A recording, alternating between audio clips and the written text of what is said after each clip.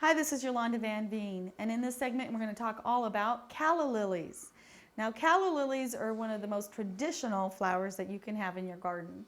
And when people think about calla lilies, they generally think about the large white aethiopica calla lilies. And they don't really think about the short colored calla lilies that are very different from the large white ones. So let's talk about a little bit about the difference in the growing conditions.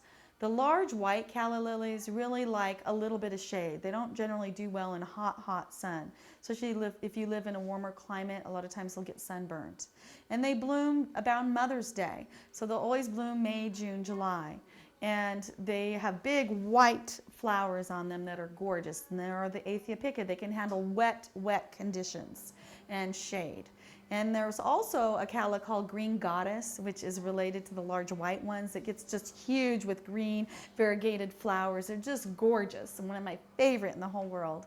And they can handle shade and moist conditions as well. They're aethiopica family.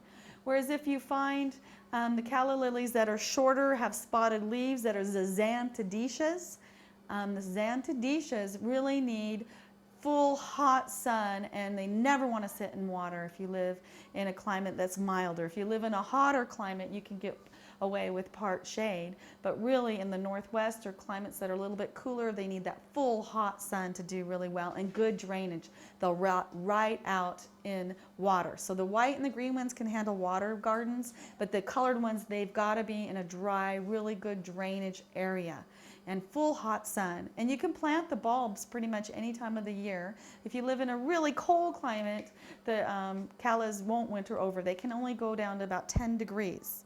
Whereas I found the colored callas are just as hardy as the white and green callas as long as you give them sun and really good drainage.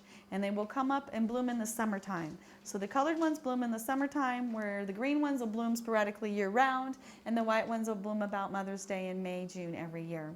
But any way that you grow them, calla lilies are a great addition to your garden.